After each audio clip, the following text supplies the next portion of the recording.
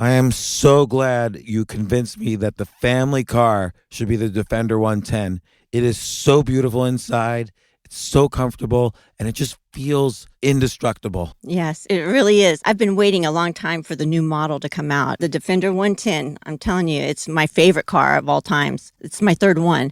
You know, I have stories of going off-road. The guy managed the group. He was like, what are you doing in this beautiful car? I'm like, I'm going off-road. He's like, are you sure? Because you can use one of ours. And then they look like Mad Max cars. I'm like, no, we're going to do this. And he was shocked. Wow.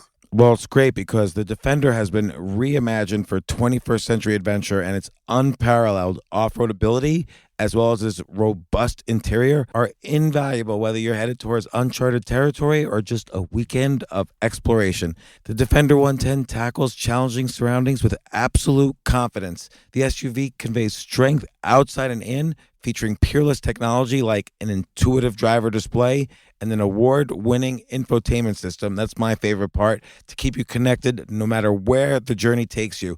Adventure is unique to everyone, and so is the Defender. Choose from the two-door Defender 90, the four-door Defender 110, or the larger Defender 130 with the ability to seat up to 8 passengers.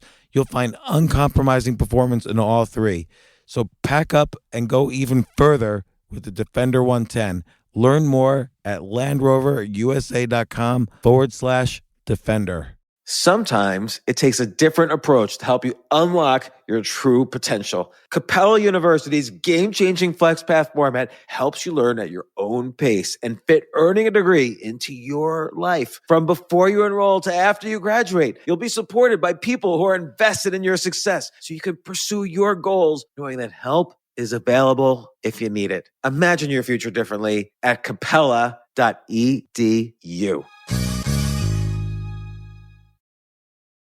Today's show is brought to you by us, the Choose Yourself Network. One of the most common questions covered on that podcast and by our guests is about self-publishing. James has written a lot on the topic and sold hundreds of thousands of books by leaving the traditional publishers behind. It takes a little guts to take on that risk, but James has narrowed all of the secrets of self-publishing your own bestseller into a single checklist. You can get it at www.jamesaltucher.com/bestseller. If you're thinking about writing or just want to publish your own ideas, it's a must-read. Check it out today at jamesaltucher.com/bestsellers and download your free guide. That's jamesaltucher.com/bestseller. BESTSELLER. Thanks for listening, and now here's today's show. This isn't your average business podcast, and he's not your average host. This is the James Altucher Show on the Stansberry Radio Network.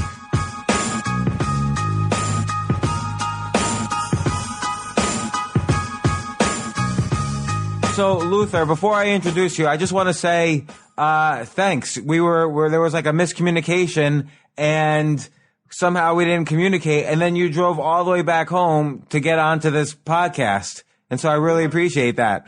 Hey, no doubt, man. You know, I know you're a very influential guy in the book industry, and you're a great guy, and I like your picture. I mean, you look like you're an innovative individual. I had to do what I had to do to get on your podcast. But you know what it reminds me of? It reminds me of, and this is from reading your book, so now I'm going to introduce you. So, Luther Campbell, better known as Luke from the 2 Live crew from like 23 years ago, but now you have a book coming out called The Book of Luke, My Fight for Truth, Justice, and Liberty City. But you know what this reminds me of, Luther, is everything you did throughout your whole career, and you were constantly reinventing yourself. You always over-delivered. You always tried to stand out. Yeah, I mean, you got it right. I mean, that's my whole thing. You know, I just try to be a trendsetter. I ain't never, like being a follower, even with the book. It's not a fashionable thing for hip hop artists to do books. You know what I'm saying? But I think it's important for us to do books to be able to tell a history. And because, I'm 50 some years old and I was in my 20s doing hip hop, and I know it's a whole bunch of other 50-some-year-old people who still love the music and they like reading books, and young people should get involved in it too.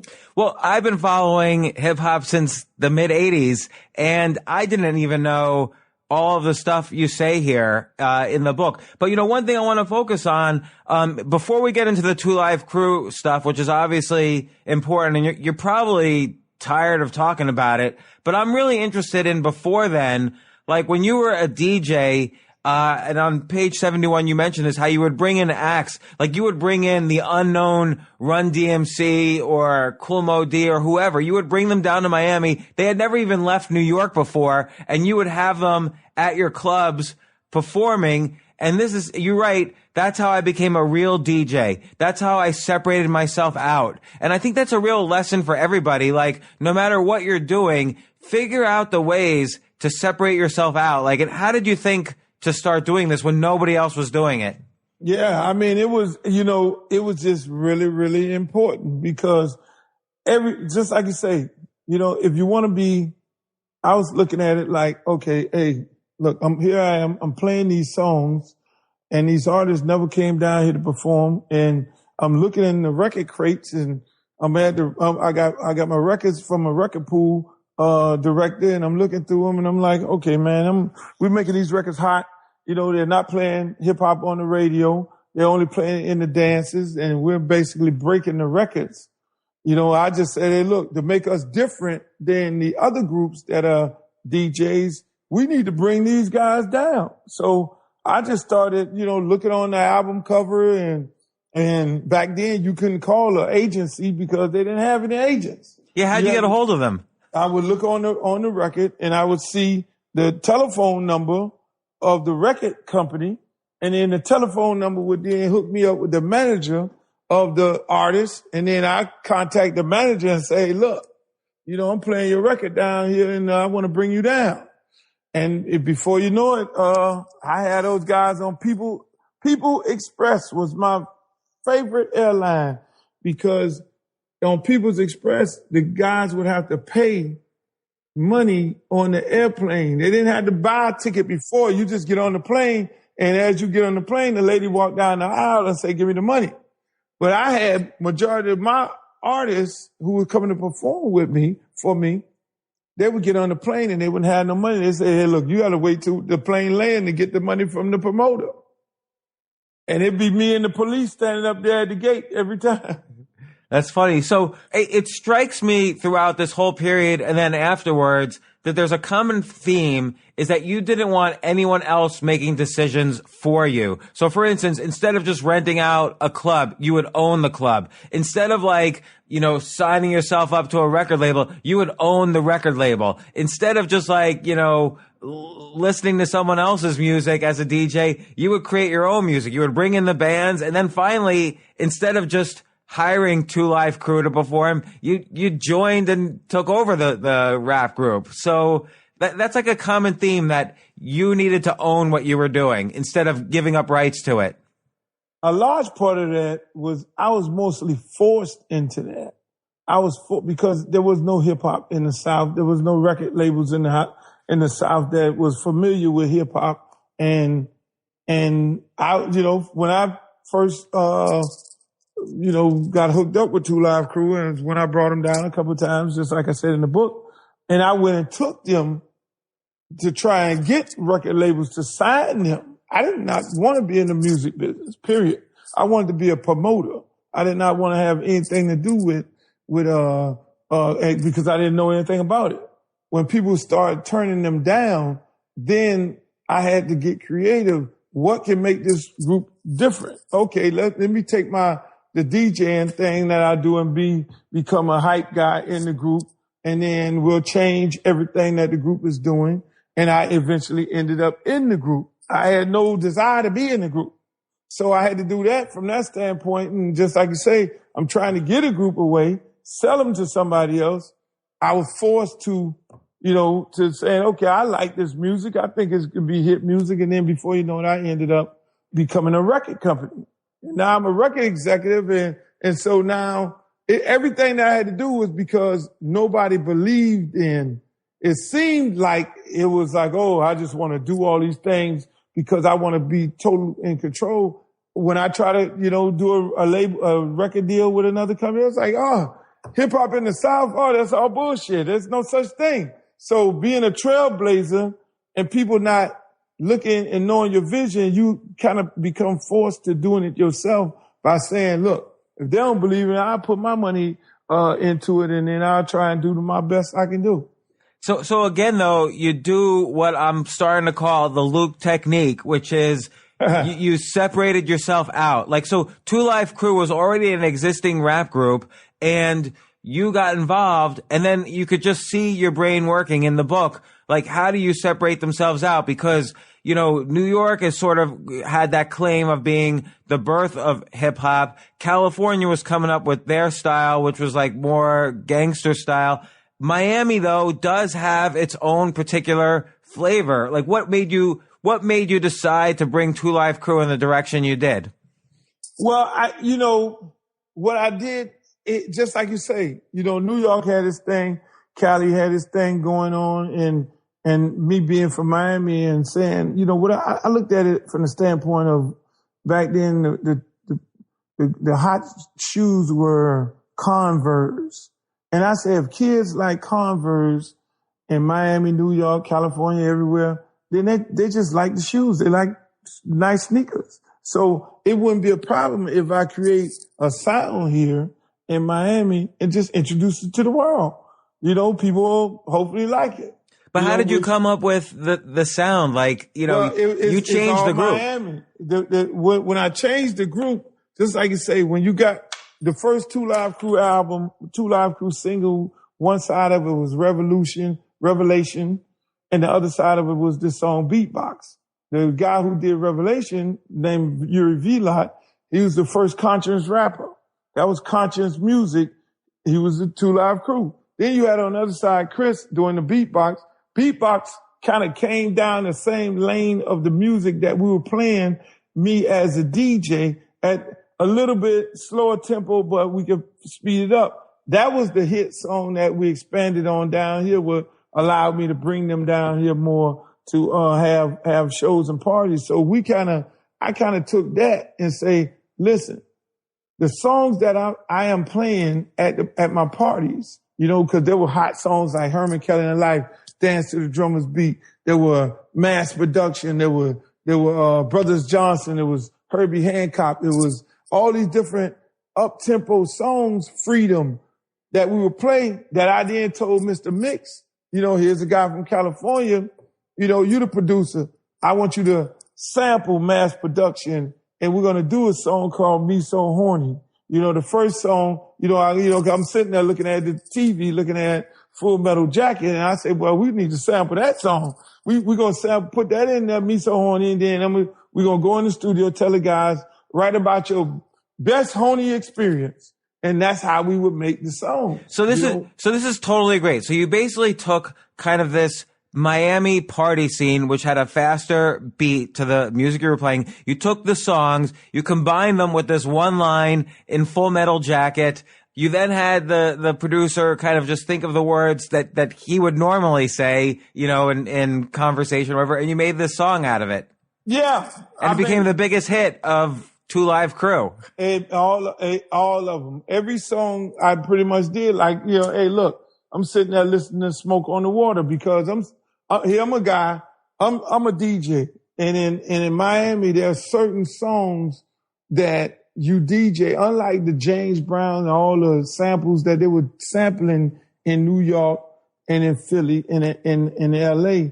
I would take the hot songs, the hot breakbeat songs from Miami and say, these are the hot songs. We're just going to take them and sample those music, that music and put a beat on top of that. Then I would come up with the hooks and, and say, hey, look, hey, we want some pussy, and I got that from, one part of the song where I would hear some kids at a football game where they say, get laid, get fucked.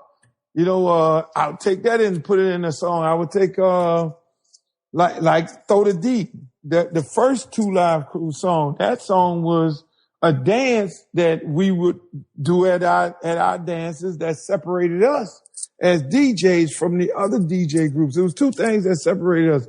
One, we would bring artists down. Two, we would make these dances up in the dance. So you would come and do Ghetto Jump. And it'd be like, we'd take the a country western song, what it was, Wild Wild West theme, play that, and then say, jump, jump, everybody ghetto jump. So everybody jump in the air. Then we had the song where we'll take an Egyptian lover, slow it down, and then call it Ghetto Nasty. Then we do the Throw the D on Herman Kelly in Life. And then we just took those songs and all the things that I would think of at the dance. Then I would then go ahead and add it on to tell the guys, and we would cook it up in the studio.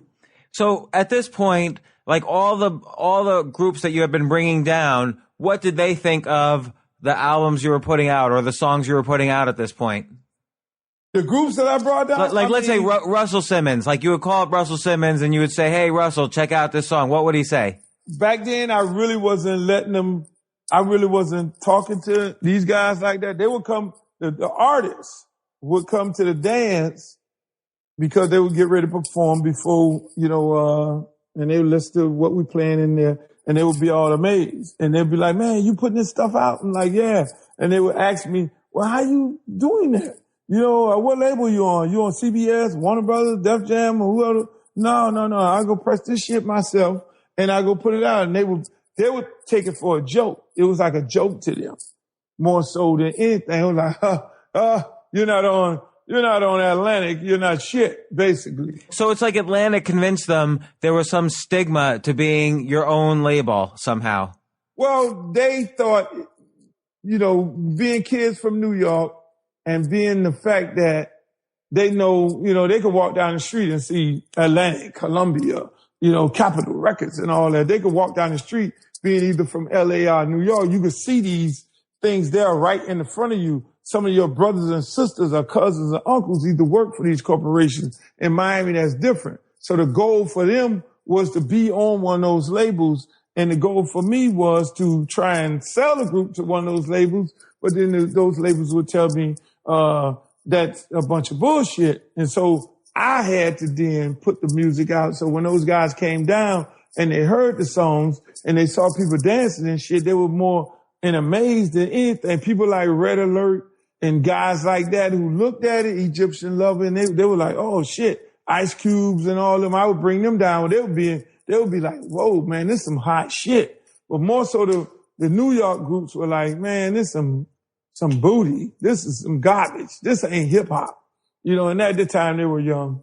Let's talk about that though, because you were definitely, obviously, much more sexually explicit than they were. Although I have to say NWA was pretty explicit as well. I mean, a lot of these groups were explicit, but probably not as much as you were. Did they think that was not like real in the sense that you weren't representing some kind of, statement on black culture or gangster culture or whatever?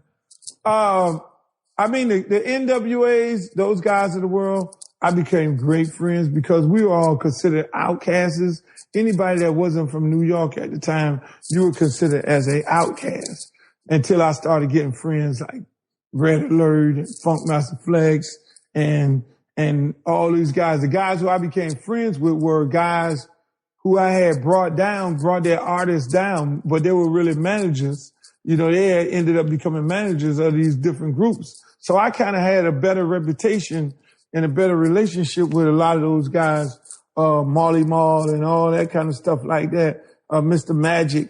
These guys were on the radio and stuff. And so I kind of opened the doors faster for my music because guys had respect. Some of the guys had respect. So at the end of the day, it was, it was all cool.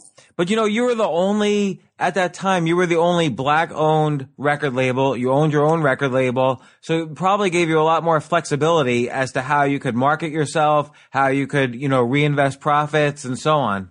Yeah, there's no doubt about that. I mean, I don't think if I'd have been on an Atlantic record at the time, you probably wouldn't have never heard Me So Horny, Face Down, Ass Up, none of those songs like that. I Wanna Rock, twerking probably wouldn't be a word right now, because it probably been so watered down. So it did give me the flexibility to do different things creatively and as far as the lyrics as well as marketing, because back then you got to remember, and I talked about it in the book, you got to remember it was a single driven time of life in the music business. Everybody was all hell bent on singles. And what I did into that whole era of changing that, I said, hey, look, I'm going to put a single out as a record executive, and then I'm going to cut the shit off at a certain time. Once it gets hot, people start buying, they loving it. Then I'm going to force the people to buy the album because that's where I'm going to make the most of my money.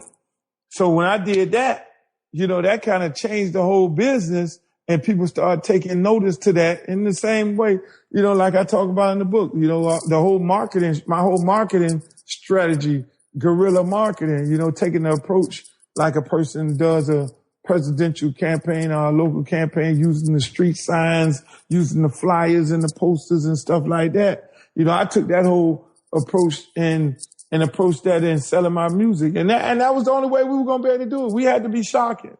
We couldn't sing like Run DMC and all the rest of those guys, and we didn't have that budget. So we had to be shocking. We had to be different.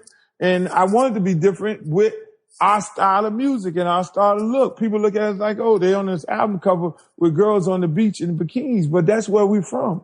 It's interesting because, you were, and you mentioned in the book, but you were like an intern in DC. You saw how all these political campaigns were being run. So you kind of took that knowledge and combined it with the marketing of your music. Yeah, let me tell you that I took that knowledge in promoting my parties. What I learned in DC how to promote was I'm seeing these go-go parties being promoted, and I see the big posters and the signs on the street and all that, and then the flyers and things like that. So when I got back and started promoting parties, I started promoting parties the same way to get the word out. And then when I started in the music business, I did the same thing. I took that same attitude and that same concept to promote my records. So I'm saying to myself, all right, I don't have a budget to buy the front poster counter at this record store. How do I get people to look at my albums when they come into the store? So I started strategically setting up my album releases around big major album releases, like Michael Jackson has an album coming out on December 12th. I would make sure that I have an album come out on December 12th, but then my album covers would draw you to it. Like you would go and try to buy a Michael Jackson song, but then you walking down there looking for the Michael Jackson, and you see 4 fine ass girls with some fat asses and a thong on, and some guys laying between their legs. You like, hold the fuck, I gotta look at this. And then you turn over the album and you look on the back of the cover, and you will see all these crazy songs. Put it in the buck, face down, ass up. We want some pussy. You look at the titles and you be like, oh, hell yeah, I got to get this shit. Or you would be like, oh, hell no, I got to call the police on these guys. And which is what happened. You kind of had both sides. So like the album, your top album, obviously it went multi-platinum, but at the same time, you went to court. Like record store owners were actually being arrested for selling your album, which is crazy given you came well after like, the explicitness of Richard Pryor and, Andrew Dice Clay, all these guys, they were more explicit than you, or just as explicit. So how come you think you were singled out to be sued and harassed by the legal industry? Let me tell you something. We live in a world where all you got to do is get some people to complain, then they'll target you, and then you have a bunch of politicians, a combination of people complaining and politicians or complaint to politicians, then those politicians take actions against you. And that's basically what was happening. You had a guy named Jack Thompson that was complaining about us because we made a song called Janet Reno, which was the state attorney at the time. He was running in a campaign for office against her. He eventually lost. And he said that the reason he lost because there was this song I made glorifying this lady Janet Reno who ended up becoming the Justice Department head of the country under the Clinton administration. So it was like this guy felt like I ruined his career. So what he started doing was writing letters to different police departments, the governor, and all these people, state attorneys all across the state, and saying that this music was obscene and these different things. And And then you had Al Gore's wife jumped on the bandwagon with her focus on the family organization. And she started putting all these artists on blacklists. And who was at the top of the list? Two Live Crew. And now you had this whole machine of these Christian families associations going after us and complaining to everybody. And now you got these police departments and all filing suits, and not suits, but arresting us and doing everything they could do. How could that initial court, though, so the initial court actually did agree with them all and say you were obscene? Like, you must have been, like, incredibly angry because it was just ridiculous. Yeah, it was totally ridiculous. I was like, this guy's an asshole. You know, he somebody obviously has gotten to him. This is crazy. This is the craziest thing that I ever heard.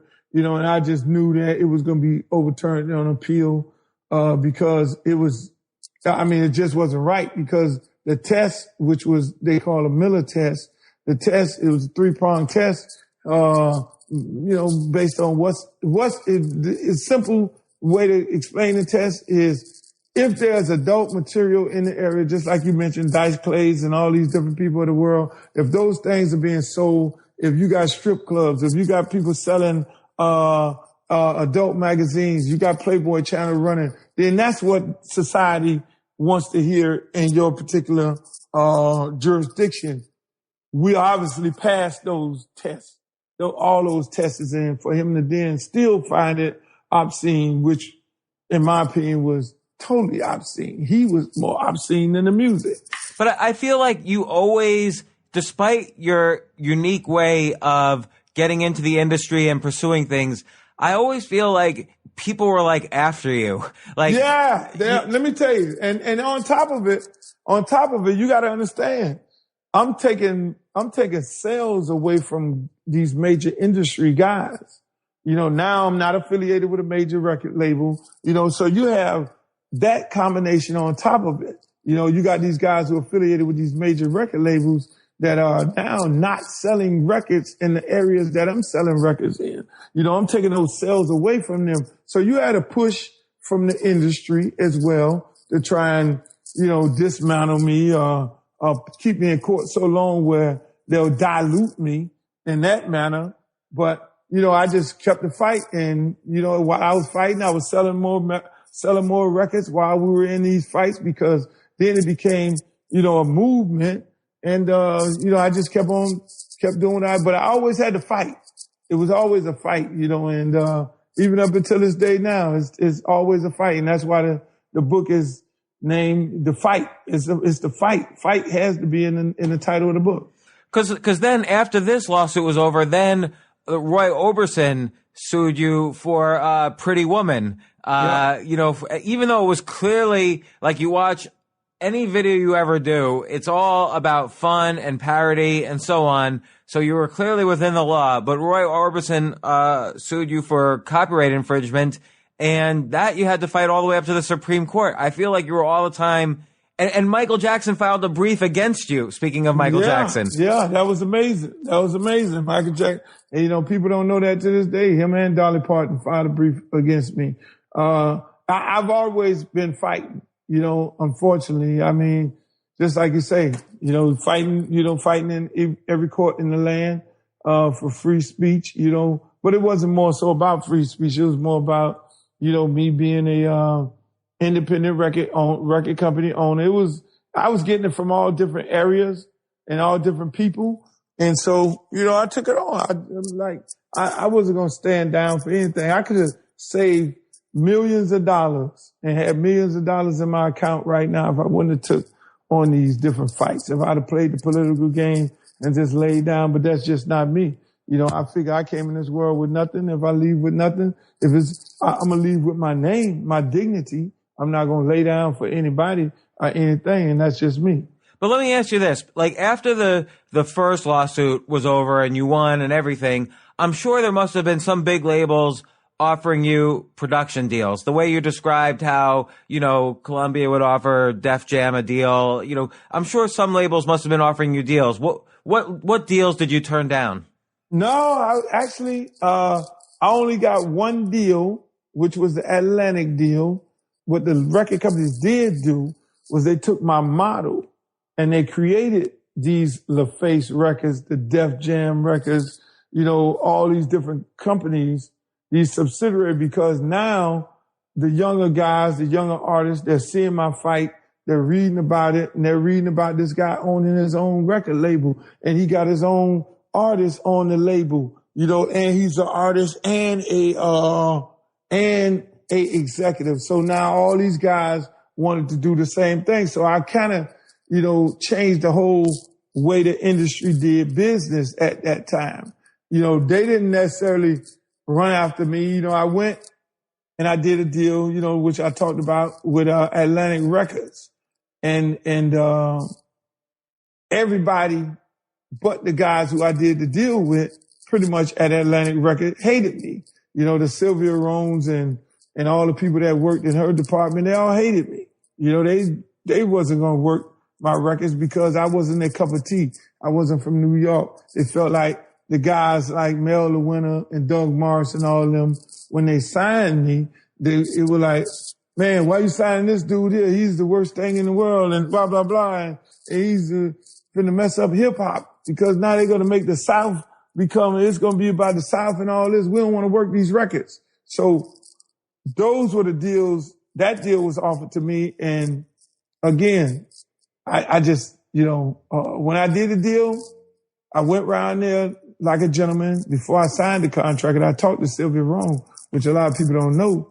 And I had a conversation with her. Are you cool with this? Because I know what kind of lady you are. I had a good idea as to what she basically stood up there and lied to me in my face and said, yeah, she was cool with it. And her whole department, I signed the deal and it kind of went bad. And I eventually went back, doing things the independent way. I just didn't trust anybody because I just knew that, hey, look, these guys don't understand my music. They have no clue as to how to market and promote it. I'll just keep doing what I'm doing in the South here. So how did the money work? Like, let's say an artist is signed. How does it all break down between the label and the artist? And, cause you were both on the artist and the label side because you owned the label. How did the financials work? Let's say I bought an album for $10. How would it get split up? Well, most artists, they would get a percentage, either anywhere from 12 to 18 to 20% of the net after expenses. I mean, the short story of it all is all the expenses that would be incurred, whether you're paying for promotional tours, whether you're paying for videos, you're paying in advance on the production of the product. Then after those expenses are recouped, then the revenue sharing becomes, the artists get whatever percentage is in his contract. Normally, artists get a lot of bumps. If you sell 1 million records, then you'll get a higher percentage. If you sell 200,000 records or whatever up under that, then you will stay at the same percentage.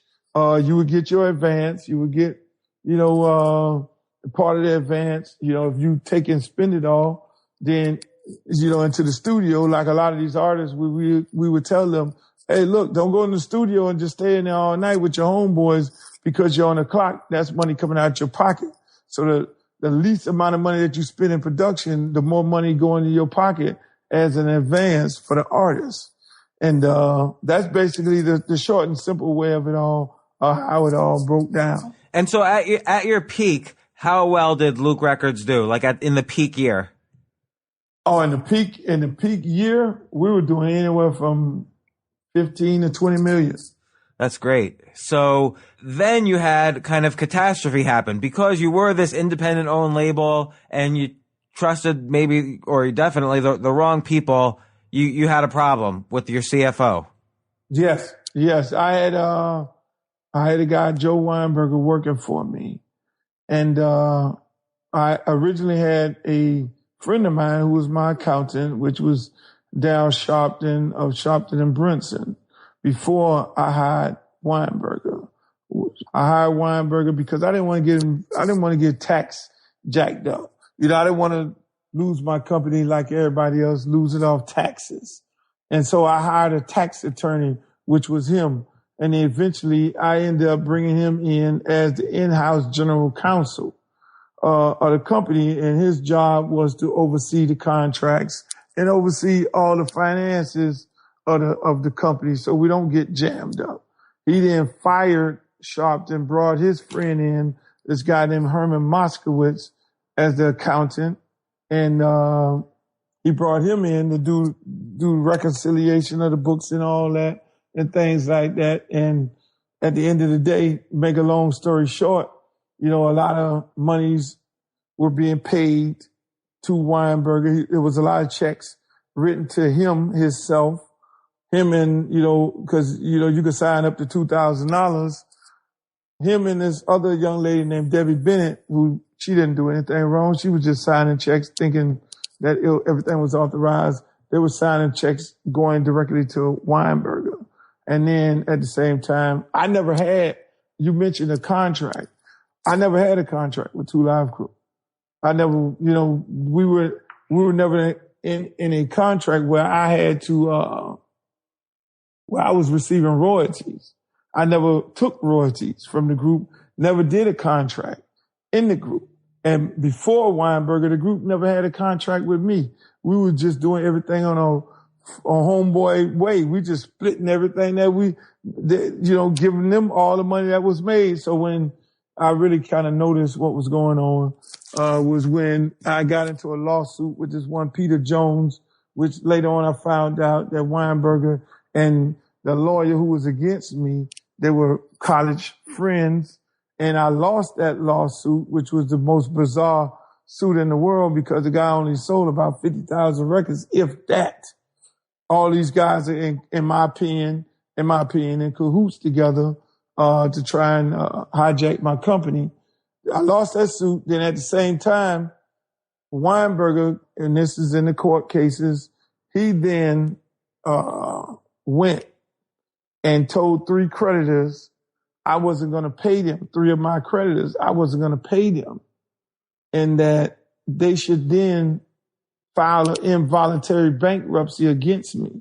And see, I never knew that. I never knew you needed 3 creditors to file an involuntary bankruptcy. He told those guys, he's not going to pay you. Well, how you can't get paid? You can file an involuntary bankruptcy and put him in bankruptcy and make him pay you. Why would he do that? Was he getting a fee from them, or it was a part of the actual takeover. So we eventually went to court with him, and the judge found him guilty for doing that because we brought those creditors in, and those creditors testified on the stand as to what he did, what he told them.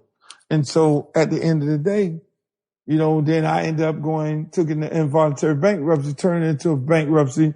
They're trying to get out of, I just got tired because at the same time that was going on, Weinberger had told me to sign a contract with Relativity Records, Red Distribution, that allowed them to take returns from my previous distributor, which my other lawyer, Paul Schindler, was negotiating with them and not taking those returns like, okay, we're going to change the barcode now. Your new company, the barcodes will be changed, and the old company, his old distributors will settle up his returns with the old distributors. So new distributor, Red Distribution, you can't say that this guy, you can't take those returns from his previous distributor. So they didn't claim that they had that right. Joe had told me to sign that contract, allowing them to take those returns. Then, they refused to pay me because they wanted some of the artists like H-Town, and Joe wanted the Two Live Crew. And it was a big old fucking conspiracy, in my opinion, to take over the company. So what eventually happened to Joe? Like, he never went to jail or anything?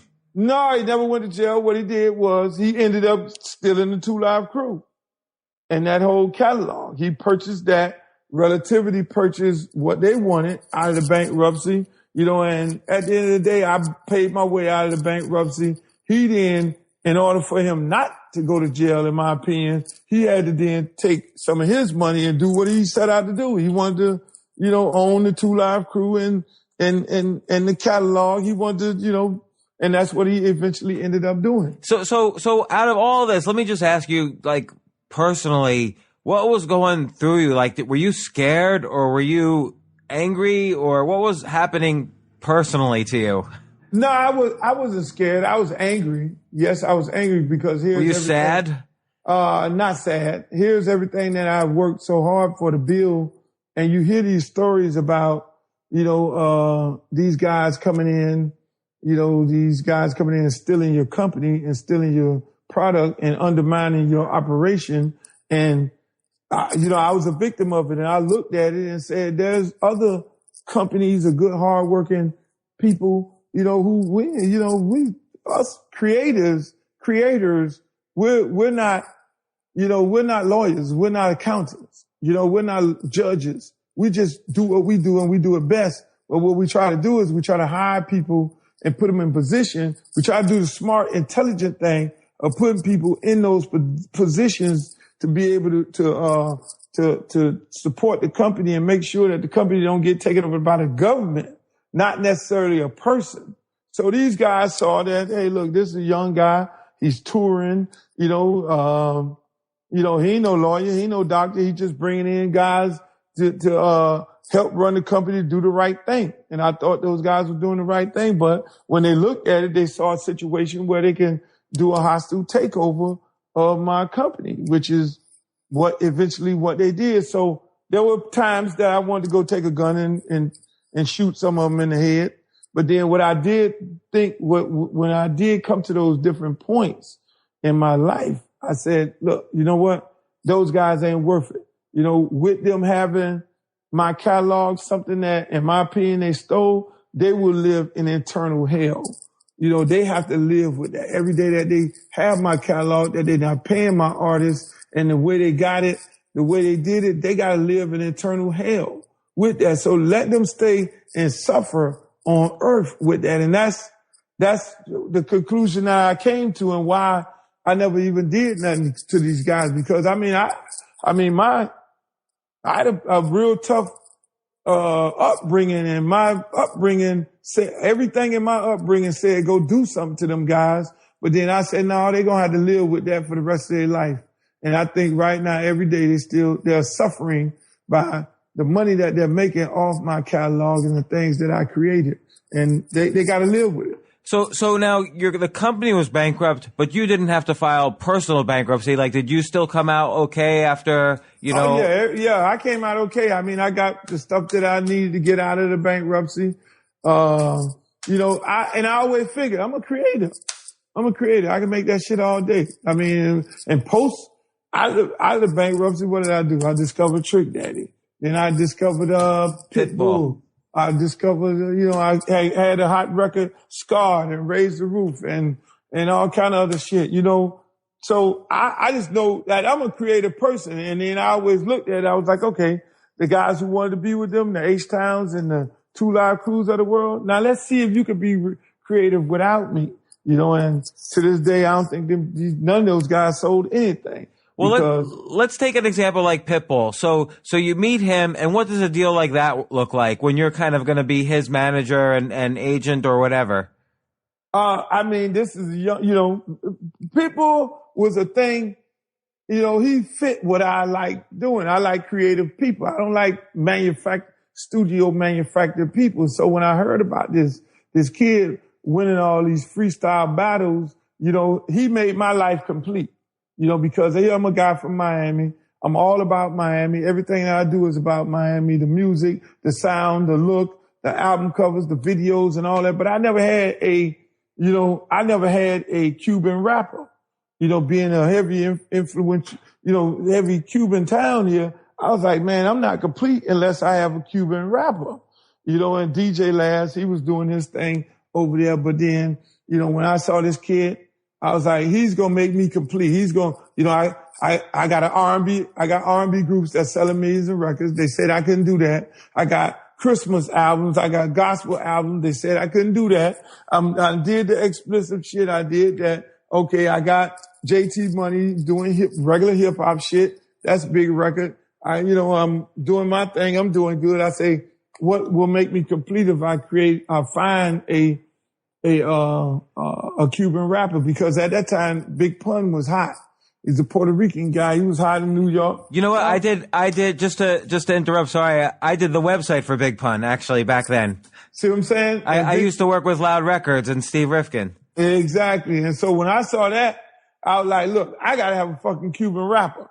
You know, you had Fat Joe, Big Pun doing their thing. And by finding Pitbull, you know, by doing that time, it was a lot of the fire was out of me. Because, when you get too invested in a lot of these artists, like Russell Simmons always told me, man, don't get invested in them dudes. They're going to fuck you every time, right? You know, you treat them like a catalog number, and I could never do that. And so when all these guys start turning their back on me like that, you know, from the Trick Daddies and the Pitbulls, and I'm not Pitbull, but these other guys, I was kind of spent right then. So I'm here with Pitt, trying to keep him on the straight and narrow, you know, and I'm fighting to even get his record played in Miami. And I was like, this is bullshit, you know. So I would have a lot more fight in me. And when I got him, it was like, you know, he came at a time that, okay, I can still hear and see an artist. You know, I took him on the road with me. We went on the road, introduced him to people, taught him the entire business, how it works, how you got to be hospitable to everybody, and, you know, give him that basic stuff that I gave all my other artists. And, you know, it was a great time. So were you able to make money with him? Like, were you kind of part of his? No. I mean, what happened was, you know, I had a couple guys on my label that, you know, they wanted to branch off, and he wanted to branch off with them because, again, you know, the fight wasn't in me like that. He was signed to me, and then I allowed him to get a release. And so they ended up doing something with Lil Jon over at another record label, and he blew up. And I've not made one dime off Pitbull to this day. And never asked him for one dime, you know. But what you're really good at is time and again, you reinvent yourself. So you went from all of this and music and all the way up to the Supreme Court and fighting for First Amendment rights and everything that happened to your business. Suddenly you went into sports and you started essentially coaching like the equivalent of Little League for football. Yeah. I mean, what happened when I first got my first check, I did two things in the music business. I went and bought my mother a house, and then I started my own youth football program, Liberty City Optimists. And that was this year's celebrating our 25th year. So I kind of did that. And I always said when my career kind of died down, I'll go back out and start coaching, you know, and so when I kind of got a little burnt out of the music business, I just say, okay, fuck it. This the time. That's why I set this up. So about 13 years ago, I went and started coaching. And so these teams that I coach at my program, you know, we started winning national championships, and I'm running the team like a business. And the reason why I started the program is because as a kid, I used to have to go all the way on Miami Beach to play football. So I basically said, look, you know, I was getting home at 11 o'clock at night doing no homework whatsoever, just getting passed along. If I would get some money, I'll start a program in my own neighborhood, which is what I did. And we're here right now. This year's 25 years, and we got probably over 20 kids that went to the NFL and maybe another 100 that ended up going to college, getting a college degree. And then even beyond that, then you did another career change for a short while, and you ran for mayor and actually came in 4th out of 11 in Miami. Yeah. That's incredible.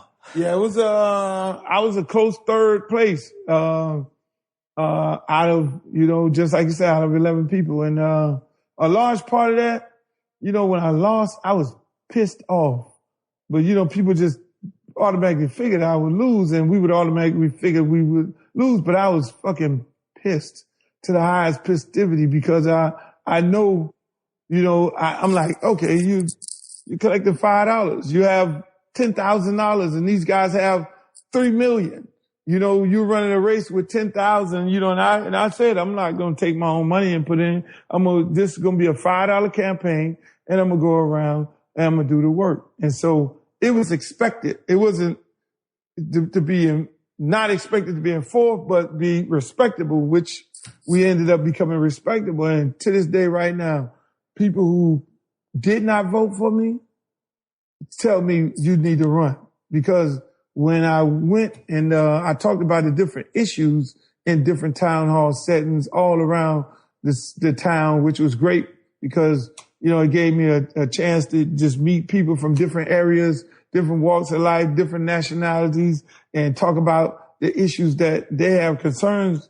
And it just allowed me to, I just, and when they heard me speak and they heard me talk about the things that I think should be going on in the city, they applauded it. They loved it, but at the end of the day, they went with the regular politician.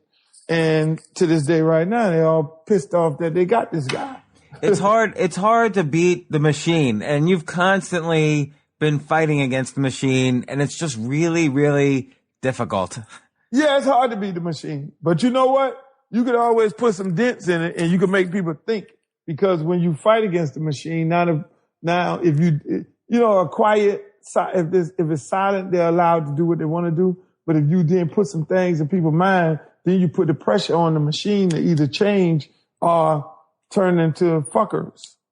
And hey, if you get known as a fucker and then your lifespan to be short, then the machine will create somebody else to continue what they're doing. So now, if you were starting in the music industry today, where there's basically no stores, no real albums, it's back to being singles driven, it's all about YouTube views and iTunes downloads, what would you do differently?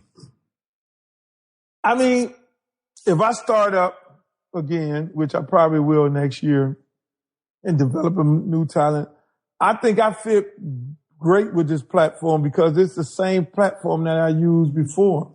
Yeah, it's all independent. It's all independent. I mean, my videos had to be videos that you had to turn on Video Jukebox to look at to buy.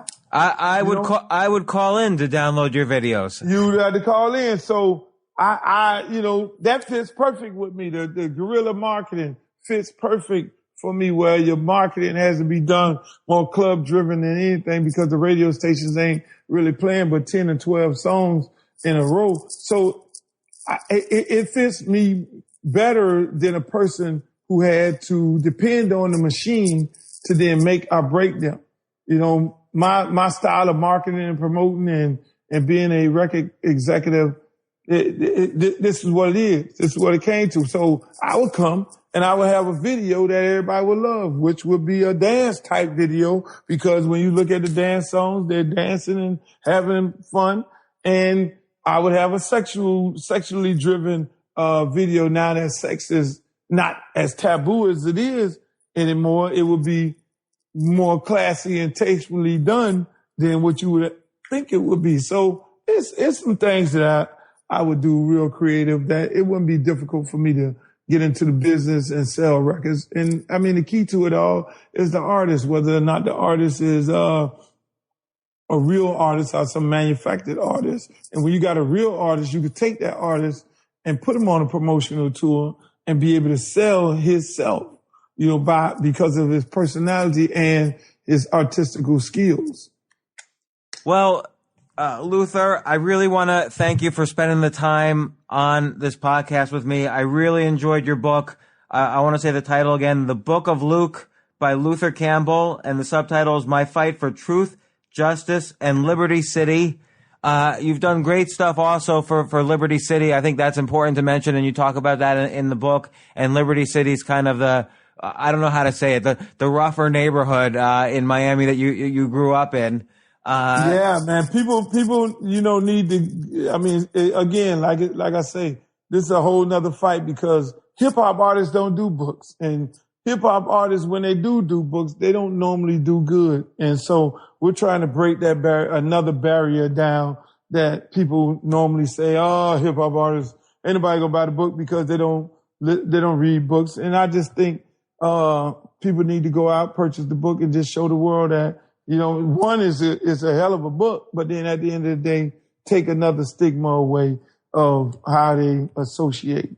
And again, I think it's a lot about how you separated yourself out in every industry you were in, how you basically chose yourself rather than allow the labels to choose you, and how you kind of reinvented yourself from career to career rather than sinking down into any one career and being just kind of a one career wonder.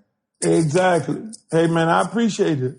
Well, thanks a lot, Luther, and I will talk to you soon, which I'm serious about because I'm coming down to Miami and I'm going to visit you. Well, you got to hang out with me. Definitely. Don't come down and become no stranger. I'll be there. South Beach like all the other tourists.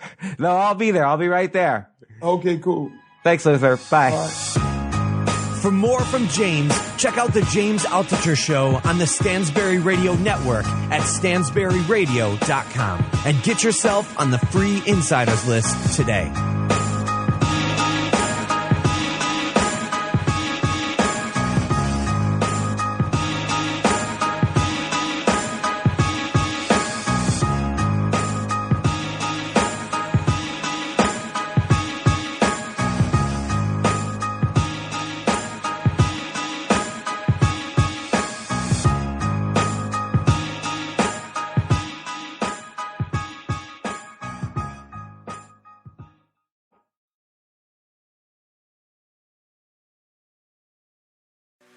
I created this idea called Generation W. It's all about educating, inspiring, connecting women. And it's about building community at the same time.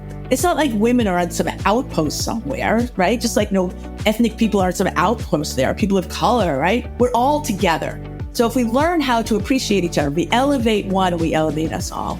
And so for the first year, that's where we started. And we had 700 people show up. They had no idea what they were showing up to, but they loved it. And they said, we want more.